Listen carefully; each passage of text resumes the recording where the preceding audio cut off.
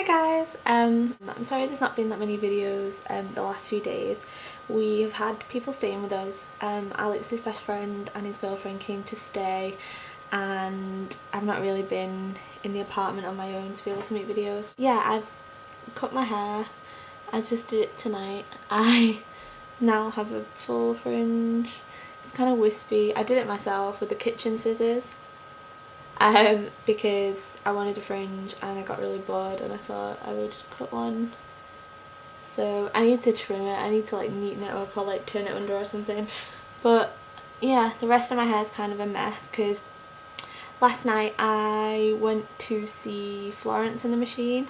So you know what it's like when you go to a gig and it's all kind of gross. But I haven't like washed my hair today because I'm going to dye it in a bit. I'll show you the dye. The dye was propping my camera up. Yeah, this is the dye I'm going to put on it. So it's like a dark brown with red in it, and it looks the same colour as my hair now except a bit more red. Yeah, whenever people take pictures of me at the minute, my hair looks really light in the pictures, like really light and really orangey, and it's not like that at all when you look at me in the daylight. It's only when the picture's got flash on, but it's kind of annoying me because there's, you know, it's kind of looking a little bit washed out. So yeah, I'm going to do something about that later. Anyway, I'll get back onto the point of the video. I thought I would make a quick video to show you some of the products that I use on an everyday basis here, to kind of do my complexion. So I'm not talking about like eyeshadows or anything like that, lipsticks, because your taste changes and depending on what you wear and you want to use different things. But some products for me that if these were taken away from me, I would really panic a little bit. I'm sure that I could find another concealer that worked for me, and I'm sure that I could find another like face powder that worked for me, but these are just ones that I know work for me, and so I repurchase and really enjoy using them, and they're just kind of old, like dependable old favourites. So if you're looking for a good concealer, the chances are you've heard most of these products being talked about before, but I do get questions a lot, what is a good concealer, what's a good powder, if you get shiny, blah blah blah. So this will hopefully help just to show you the dependable products that I know I can count on. And you know, sometimes I try new things, but sometimes I just want the security of knowing that something's going to work. The first thing is a concealer, and it's the MAC Studio Finish. I have a bit of a love-hate relationship with this. When I was applying it with a brush, I didn't like it that much because I felt like it made things look, it was quite drying and it made spots look worse and blah blah blah. However, when you use your fingers, it's a different story. So you can see I've used quite a lot, and this is like my third one of these. I use my finger when I've cleaned, obviously when you've just cleaned your face, your hands are very clean as well, so it's not too much of a big deal, especially if there's only you using this, to use your fingers. And I kind of warm it up with my finger and then apply it, and I feel that it goes on a lot better like that. The texture's a lot nicer, a lot easier to work with. So yeah, I would definitely recommend this. I have it in NW20. It's got an SPF of 35 and it does give a full coverage, a really full coverage, and it is quite heavy, so you don't need to use a lot of it. If you do this one, you just put your moisturiser on as well. While your moisturiser is still a little bit tacky on your skin and it's still settling into your skin, then it's a lot more, it's a lot easier to use. And yeah, I just feel like I know if I've got a spot, I know I can depend on this bad boy to cover it up.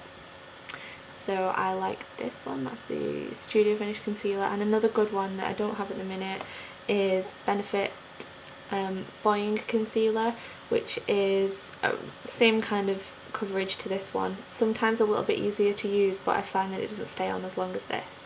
So they both have their positives and negatives. The next thing that I wanted to talk to you about is a foundation, and the MAC logo's rubbed off this because I keep this in my bag, so everything kind of comes into contact with it. This is Studio Tech foundation, and you can see I have Hip Pan on it here even. I had this in NW23, and I was surprised when I first saw NW23 because I wasn't aware that there was an NW23, but it suits me perfectly when I have my makeup on. And I don't use this as a foundation in the morning I'll use a different foundation and do my face, put my bronzer on, everything, and then I take this with me, and when I'm on the go I touch up using this. Don't ask me why it works, I have no idea, because it's a really heavy coverage foundation. It's kind of like a pan foundation, like a pan stick, but in a compact, and you can see there the colour is way too dark for my hand. I haven't put any fake tan on. The colour's way too dark if I put it on as a foundation, but what this is perfect for is covering up on the go and just making sure that your face looks decent if you have bad skin that day or something like that. And the reason the NW23 really works for me is because when I have my bronzer and everything on, it matches the skin tone with makeup on, if that makes sense. Because I find a lot of the time if I take my concealer or my foundation out with me and I need to touch up, you've done your bronzer and everything, so then you put the concealer on and it makes it look white, and then you've got to put bronzer on, and that's when you start looking really cakey. Whereas this, even though it's a heavy coverage, matches the colour perfectly, so I don't use as much of it, and it's really silky and smooth and dries too. It says a matte finish on the MAC website. If you're using this as a foundation in the morning, it won't be a matte finish, but over makeup it does mattify for me anyway. Studio Tech foundation is great personally for me on the go, that's what I love it for. The next thing is an under eye concealer, and this is an e.l.f. one. It's got a highlighter on this end and a concealer on this end, and this for me is the perfect under eye concealer. It's the best one that I've tried in a very long time. I use this before I put on my foundation. I'll apply this to the whole of my under eye area, kind of like a triangle here, and then whatever is left on my finger I take into the corner here and over my eye. Sometimes I use the highlighter end under my brow bone, but not that often. I tend to just use the concealer side. It's a really nice consistency. It covers, but it doesn't make your under eye, it doesn't exaggerate any lines, which I hate when product kind of collects under your eyes and makes you look old before your time. So this is a great one if you suffer from dark circles. I don't suffer from really like hereditary dark circles, so I can't tell you that it's an amazing concealer if you really have a problem. But if you just like to make yourself look a bit more awake and you have a little bit of discoloration under your eye but not crazy dark circles, then this will work fine for you. So it's definitely worth a try if you just have standard kind of dark circles rather than a hereditary problem. But that's the e.l.f. Studio Under Eye Concealer and Highlighter. The next thing is a brow product, and I've talked about this before, and it's a Clarins. This is a limited edition, so I'm sorry I'm mentioning this, but I'm going to tell you something else that's similar. This one here has wax, a pink colour to highlight under the brow bone, and then different colours here that you use with the wax to fill in your eyebrows and define them. It's got a little tweezers in there as well, and I'm obsessed with this. I use it every single day without fail. But yeah, it is limited edition, and so what I would say is a similar product is the Benefit brow-zings. I don't think you get as much product for your money, but brow-zings is something that's really similar, and once you start using it on a daily basis you wonder why you never used it before, and then you kind of get reliant on it. So yeah, I can't really go a day without using this. Even if I don't wear any other makeup, I find that just by defining your brows it gives your face structure and definition. I can get away with it a bit more now that I've cut this fringe because you can't really see my eyebrows, but yeah, I love that one. Next thing is something that you have heard me talk a lot about, I'm sure, and that's the Bourjouis bronzer, and I really need a new one. This is so grotty and old. But this is a Bourjouis bronzer in number 52, and it does have a little bit of shimmer in it when you look at it in the packet, but when it's like the tiniest amount, it doesn't look completely matte. It reminds me, the smell smells a little bit like a My Little Pony. It reminds me of that. And I just use this every single day. I love it without fail. I love this.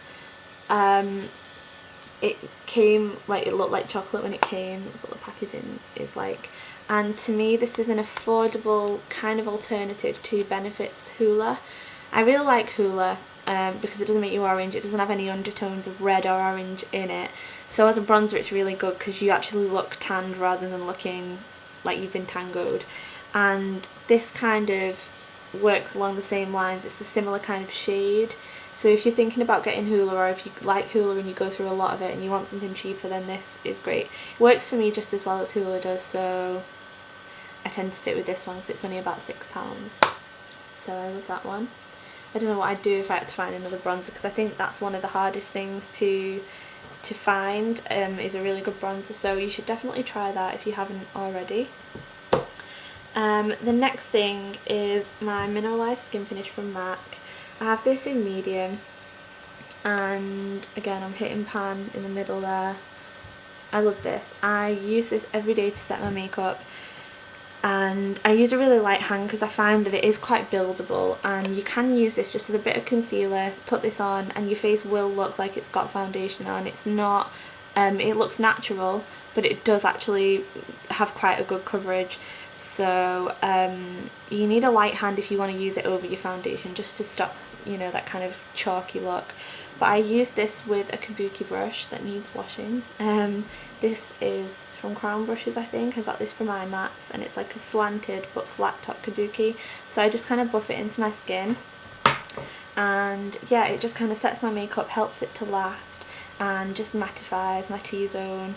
It's really good. My only complaint about this is that I kind of think there should be a little mirror in the lid, because this is the perfect kind of product to use throughout the day to like blot if you get shine and things like that. So that would be my only criticism, MAC, is if you put a mirror in the top. Not that anybody's going to be watching this, but anyway. Yeah, so I take that with me, and I've got some little MAC powder puff things too that I sometimes just slot in there and use on the go and pop them in the washing machine. So that's a good one if you find that your makeup doesn't last, or if you want something that you can throw on a Sunday when you don't want to wear a lot of makeup. Just pop a bit of concealer on, and maybe a little bit of mascara, and you're good to go. So the benefit, the MAC Mineralised Skin Finish Natural. Last thing is my Barry M white eyeliner. I always use this every day. I just line the waterline. I just feel like it brightens my eyes, it makes them look bigger, and if you've had a late night or you're just feeling a little bit tired and a little bit like you need perking up, then using a white eye pencil is a really good way to keep your eyes looking fresh. This one from Barry M is the best one that I've tried because it stays on a reasonable amount of time. I never get anything to stay on my waterline, but it's for like all day, but it stays on a reasonable amount of time, and it's really pigmented without being hard. It's affordable, it's easy to get hold of.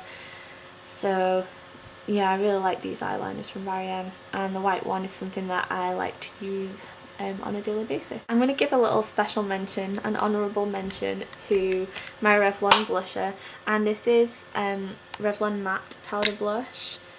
I spoke about this on my blog.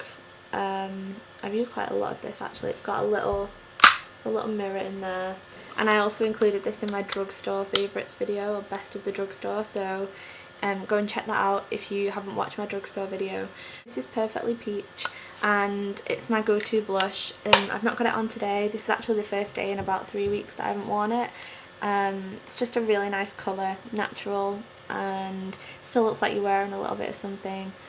So I would definitely recommend these, and I'm going to try and get hold of some more. Maybe my mum can bring me some out, or I can try some over Christmas, get a few different shades, because the formulation is really, really nice, and I tend to reach for this most days, and especially because it's got the little mirror inside and the little brush, it's really easy to just throw in your bag with you just for touch-ups.